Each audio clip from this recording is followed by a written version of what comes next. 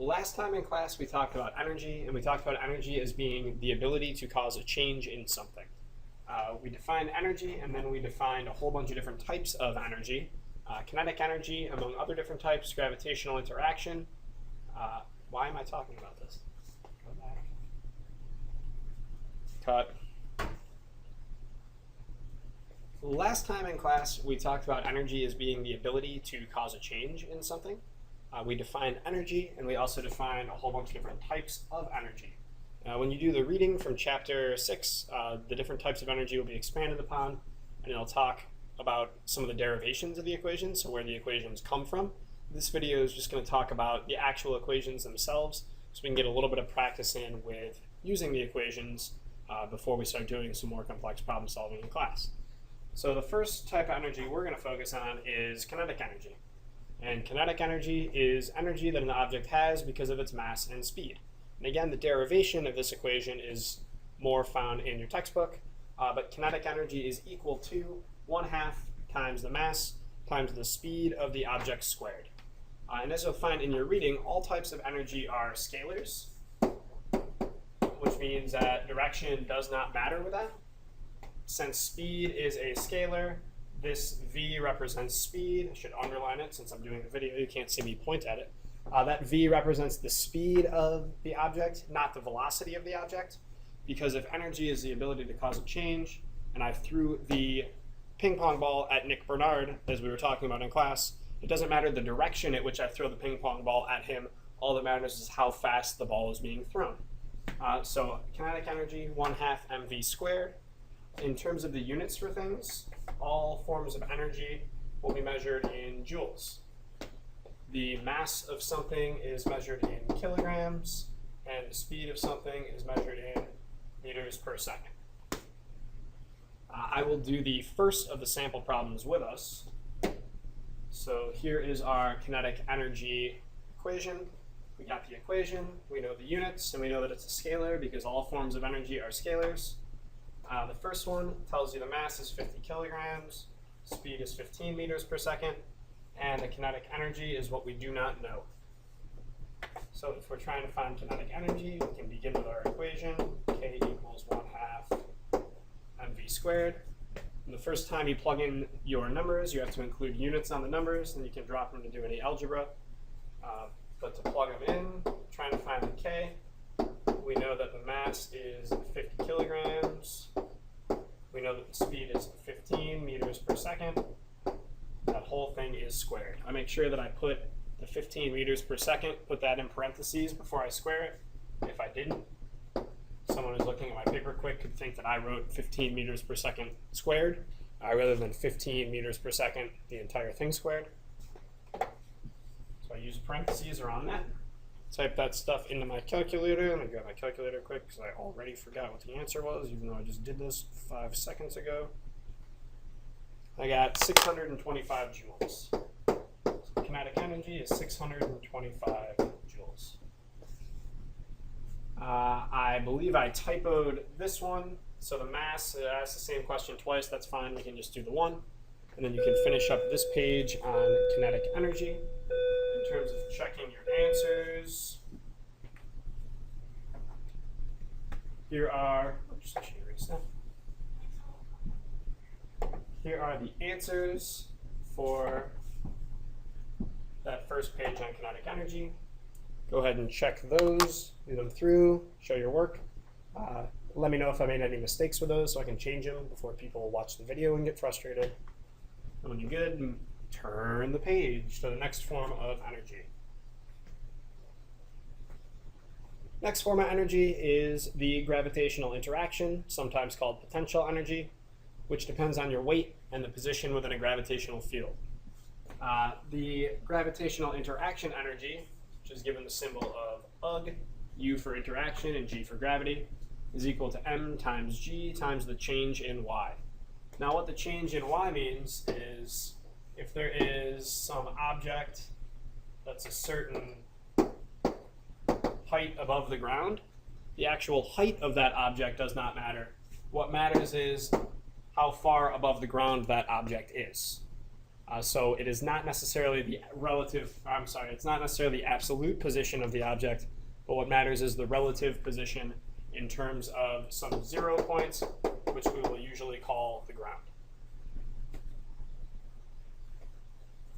In terms of what the units for this equation, units here for UG. UG is a form of energy, so it has the units of joules.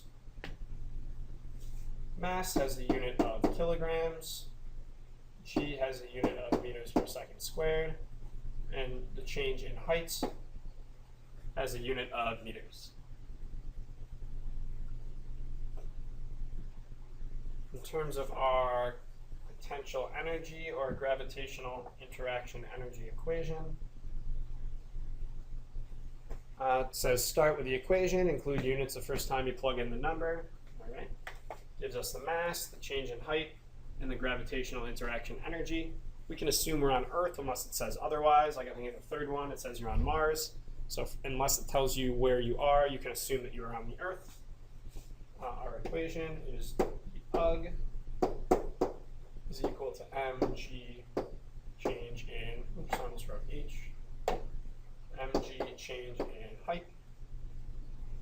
Our mass is 5 kilograms. We are on the Earth, so we know the acceleration due to gravity on the Earth is 9.8 meters per second squared.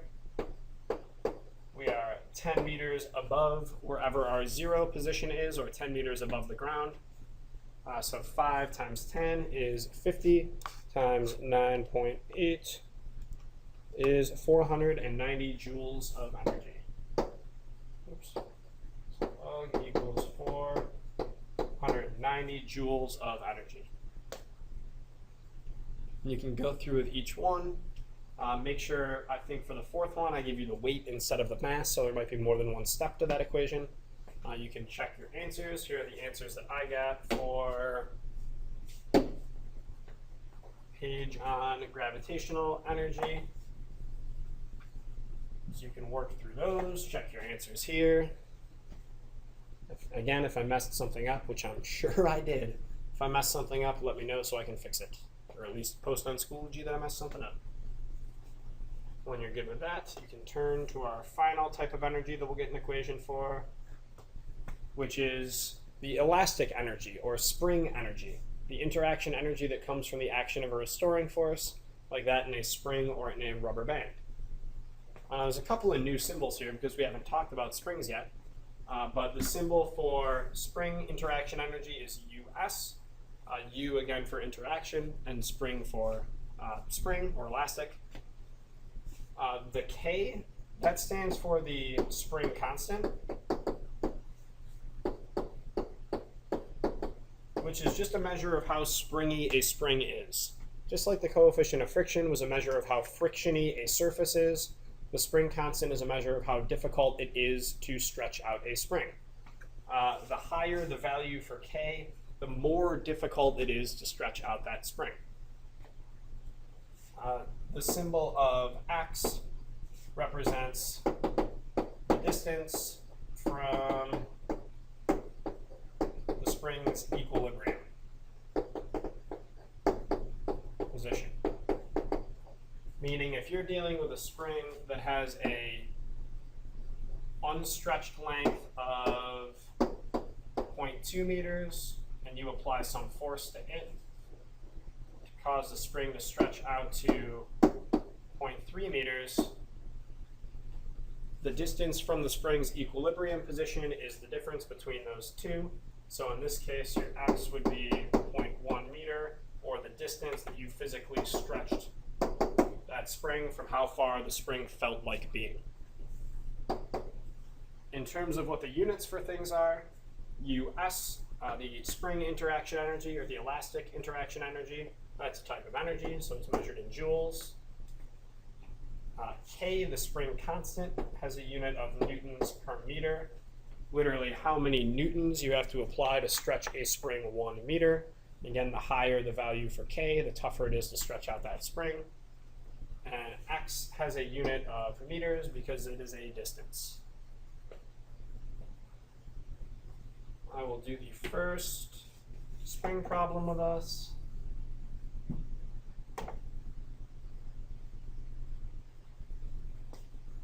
So just like we've been doing, start with the equation, include units. All right. Our equation is US equals 1/2 kx squared. US is our spring interaction energy. K is the spring constant, or how tough it is to stretch out that spring. And x is the distance from equilibrium position. Let's see, we got US, that's what we're trying to find, equals 1/2. The spring constant is 5 newtons per meter. And the distance that spring is stretched out is 0.1 meters. The equation says square that. So I can use my calculator. Got 1/2 times 5 times 0.1 squared. I got an amount of energy. Let's see, make sure I didn't mess that up. 5 times 5 times 0.1 squared. I got that the total amount of spring energy is 0.025 joules, meaning that is how much energy is stored in the spring because the spring is stretched out. A couple of things to look for when you do this, like for the next question, I'll give you the distance from equilibrium in centimeters. When we use the equation, the distance has to be in meters. Just make sure you convert from meters to centimeters. Also, just make sure that you're remembering to write down the squared on the equation. Sometimes people forget the squared and it throws them off, but go slowly. In terms of checking your work, and I think I messed up the first one when I made this, now that I look at it. But in terms of checking your work, that didn't work.